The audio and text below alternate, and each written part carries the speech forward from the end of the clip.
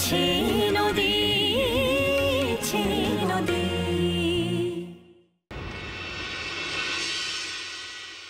তাতান,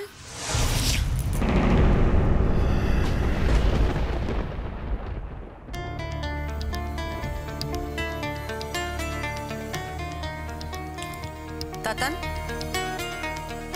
আমি জানতাম তুমি জেগে আছো।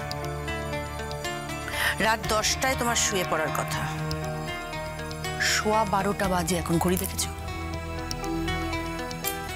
আমার এখানে না এসে কোনো উপায় ছিল না।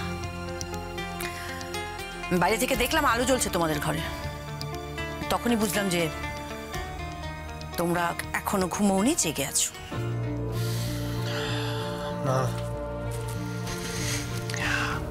আমি এক্ষুনি ঘুমিয়ে পড়বো, তুমি চিন্তা করো। চিন্তা তো আমাকে করতে হলো তাতান, চিন্তা তো করতে হলো আমাকে। রাত 10টা থেকে 12:15 বাজে এখনো পর্যন্ত তুমি কেন ঘুমোওনি, সেই চিন্তাটা তো আমাকে করতে হচ্ছে তাতান। অর্থাৎ কিনা তুমি আমার ভাবনা চিন্তা দূর করতে পারছো না, তাই তো? আমি বরঞ্চ একটা কাজ করি, আমার ভাবনা চিন্তা দূর করার সম্পূর্ণ দায়িত্বটা আমি আমার নিজের কাঁধে নিয়ে নিই, বুঝলে? তা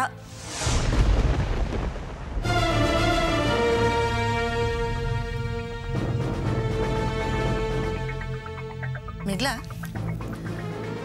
তুমি তো প্রায় নিজে জোর করে বাড়িতে ফিরে এসেছো। না মানে আমার ছেলেও চেয়েছিল, আর ও চেয়েছিল বলেই সেখানে আমার বলার কিছু ছিল না। কিন্তু তোমার এ বাড়িতে ফিরে আসা মানে যদি এটা দাঁড়ায় যে তাতান রেস্ট করতে পারবে না, তাতান ডক্টরের ইনস্ট্রাকশন ফলো করতে পারবে না, সেক্ষেত্রে তো আমি মা হয়ে চুপ করে বসে থাকতে পারি না। মা না মা, সরি, আমি এক্ষুনি আলোটা নিভিয়ে দিচ্ছি। আমার কি মনে হয় জানো,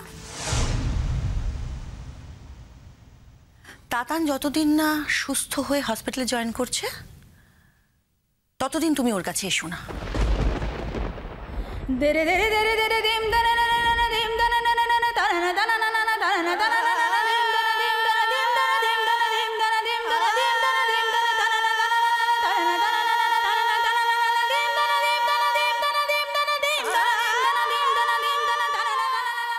তুমি কিন্তু অকারণে চিন্তা করছো, আমি তো বললাম আমি ঘুমোতে যাচ্ছি এক্ষুনি।